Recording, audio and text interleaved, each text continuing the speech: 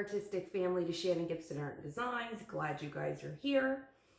I'm having fun playing with some DIY tools. If you guys watched my last autumn painting, I painted with some faux leaves. Just had some really fun, but it turned out pretty well. So today I thought I would paint with cardboard. I had a list of things last year for goals of things that I wanted to do with abstract painting as I just started venturing into it. And texture was a big one, and you guys know I do tons of texture. Check out my textured art playlist. But also trying different tools, finding out what I like, experimenting with new patterns and designs. So I just took some cardboard from an old package. You could use big cardboard. It's basically like using it as a squeegee, but we will see.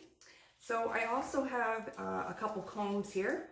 I'm not sure which one I'm going to use. I might use both at the end. So this canvas here is an 18 by 24. I recently did an acrylic pour on it.